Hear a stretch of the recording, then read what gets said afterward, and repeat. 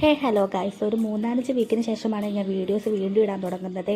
ഞാൻ ആദ്യമായിട്ട് വീഡിയോ ഇട്ട ടൈമിൽ വിചാരിച്ചൊരു കാര്യമാണ് എന്നും പ്രോപ്പറായിട്ട് വീഡിയോ ഒക്കെ ഇട്ട് നല്ലതായിട്ട് പോകണമെന്ന്. പക്ഷേ നമ്മുടെ സാഹചര്യങ്ങൾ നമ്മളെ പല കാര്യങ്ങളിൽ നിന്നും പിന്നോട്ട് വലിക്കുകയും കഴിഞ്ഞൊരു മാസം എന്ന് പറഞ്ഞു കഴിഞ്ഞാൽ എൻ്റെ ലൈഫിൽ ഏറ്റവും ട്രാജഡി ആയിട്ടുള്ള മാസമായിരുന്നു. കാരണം എൻ്റെ ലൈഫിൽ ഏറ്റവും ഇമ്പോർട്ടൻ്റ് ആയിട്ടുള്ള ഒരാളാണ് എൻ്റെ ലൈഫിൽ നിന്ന് പോയത്.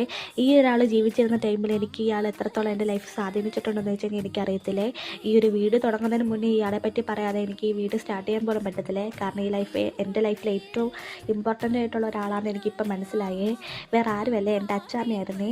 ഒരു ചെറിയ നെഞ്ചുവേനായിട്ട് നമ്മൾ അടുത്തുള്ള ഹോസ്പിറ്റലിൽ പോവുകയും അവിടുന്ന് നമ്മൾ കോട്ടയം മെഡിക്കൽ കോളേജിലോട്ട് വിടുകയും ചെയ്തേ.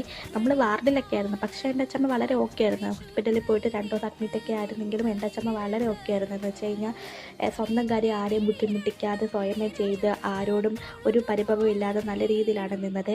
ഈ ഒരു വീഡിയോ എടുക്കുന്നത് എൻ്റെ അച്ഛമ്മ മരിക്കുന്നതിന് കുറച്ച് മണിക്കൂർ മുന്നാണ്. ഈ ഒരു വീഡിയോ എടുക്കുന്ന ടൈമിൽ പോലെ എൻ്റെ അച്ഛമ്മ എൻ്റെ അടുത്ത് പറഞ്ഞിട്ടുണ്ടായിരുന്നു, ഈ വീഡിയോ ഒന്നും എടുക്കല്ലേ, എൻ്റെ മുഖമൊക്കെ വളരെ വെളുത്തിരിക്കുമായിരുന്നത്. പക്ഷേ എനിക്കറിയത്തില്ലായിരുന്നു എൻ്റെ അച്ഛമ്മ ഞാനായിട്ടുള്ള ഏറ്റവും ലാസ്റ്റ് മൂമെൻ്റ് ആണെന്നിത്. ഈ ഒരു സ്പേസ് എന്ന് പറഞ്ഞാൽ എനിക്ക് എൻ്റെ അച്ഛമ്മയ്ക്ക് സ്പെഷ്യലാണ്. കാരണം എൻ്റെ അച്ഛമ്മ എപ്പോഴും ഇരിക്കുന്ന ഒരു സ്ഥലമാണ് ഈ സിറ്റ് ഔട്ട്. വഴി പോകുന്ന ആൾക്കാരുമായിട്ടൊക്കെ എപ്പോഴും കാര്യമൊക്കെ പറയാൻ എൻ്റെ അച്ഛമ്മയ്ക്ക് ഭയങ്കര ഇഷ്ടമായിരുന്നു. കൂടാതെ ഞാനിരുന്ന് കുറേ കാര്യങ്ങളൊക്കെ പറഞ്ഞിട്ടുണ്ട്, അച്ഛമ്മയുടെ പഴയ കാര്യങ്ങളൊക്കെ. ഈ ഒരു റൂമെന്ന് പറയുന്നത് ഇപ്പോൾ വളരെ ശൂന്യമാണ്. കാരണം എൻ്റെ അച്ഛമ്മയുടെ റൂമായിരുന്നേ. അച്ഛമ്മയുടെ മാത്രമല്ല എൻ്റെ റൂമായിരുന്നേ. 3ാം ക്ലാസ് അപ്പൂപ്പൻ മരിക്കുന്ന ടൈമിലാണ് ഞാൻ ഈ റൂമിലോട്ട് മാറുന്നത്. അച്ഛമ്മയുടെ കൂടെ കൂട്ട് കിടക്കാൻ കിടന്നതാണ്. പിന്നെ അതിന് ശേഷം ഇതുവരെ ഞാൻ ഈ റൂമിലായിരുന്നു കിടന്നത്.